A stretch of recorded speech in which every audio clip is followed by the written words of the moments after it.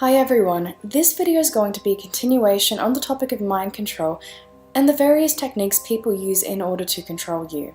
I recommend that you watch the previous videos I did on mind control first, but of course it's not essential for you to watch them in order to proceed with this particular video. This particular video that you're going to watch right now is about information control and the various ways that people control you, especially in cults, through the use of information. And I just want you to keep in mind that not everything has to apply to you. So even if a few of these techniques, or even one of them is being used, it's still a form of control, and none of the things I'm about to mention is ethical influence, it's undue influence, which is the legal term for mind control. Okay, so first we have deception. Now deception is something that really stands out quite a lot, because we all know that if someone's deceiving you, there's something suspicious going on. So people can do this by deliberately withholding information from you, or by distorting information. And they may also systematically lie to you. So there'll be many other people involved sometimes within a system, and basically they will straight up lie. So that's one of the more obvious forms of deception. Okay, and then we have the minimization and discouraging of outside sources of information, so of non-cult sources of information. This can basically involve any kind of media influence. So that could be like the internet, TV, books, magazines, newspapers, and anything else really, so long as it's a form of information.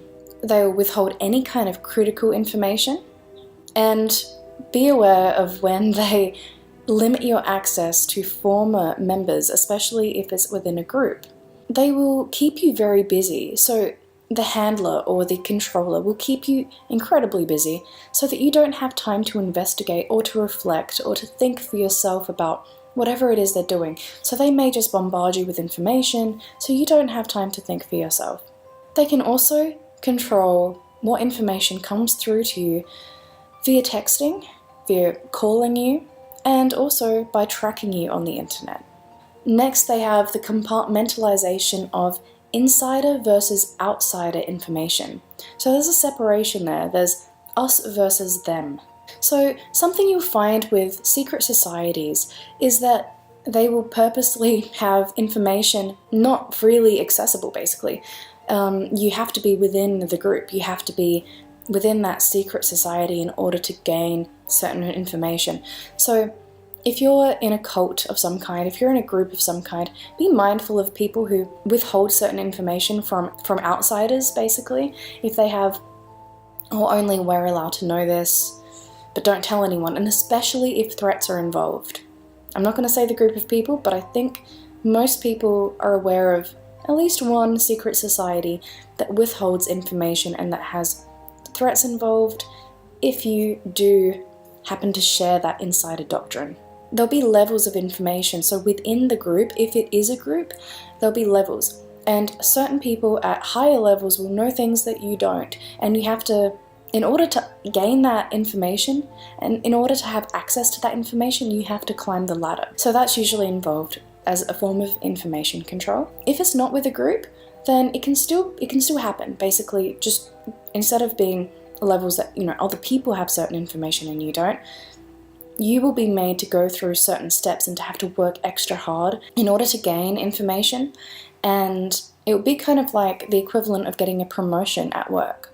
And of course, the person in the leadership position will be the one that gets to decide who gets the information and when they get it.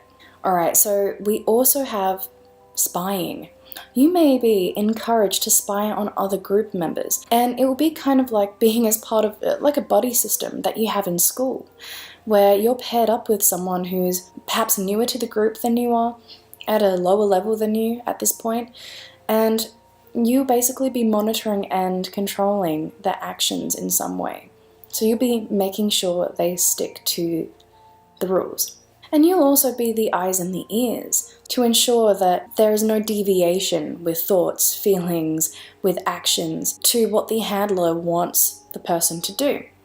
So if there's any deviation from the group, you as the spy will have to report back to the leaders, to the handlers, and let them know of any of these deviations. But remember, The spy is also spied upon, so your individual behavior as a spy will also be monitored by the group. And of course, information control does involve the direct manipulation and control of using propaganda through YouTube videos, perhaps through magazines, through videotapes in general, through radio podcasts, through any kind of information. It could be newsletters, books, leaflets.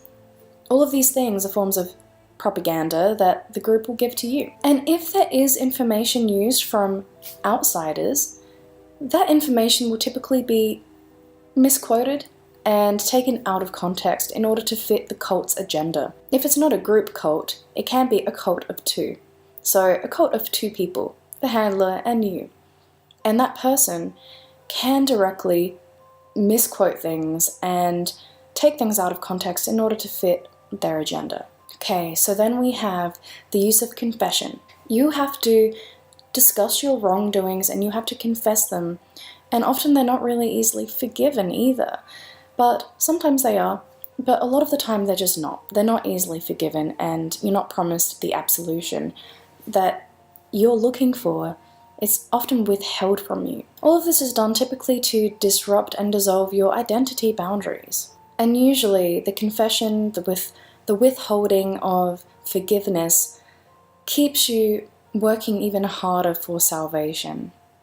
So you'll do anything necessary in order to get that salvation that they've bombarded you with, that salvation they've told you you must have. And something really, really important to mention here is that if they're a skilled hypnotist or linguist, they can even implant false memories or manipulate memories in your subconscious mind in order to create confession and to keep you under their control using guilt.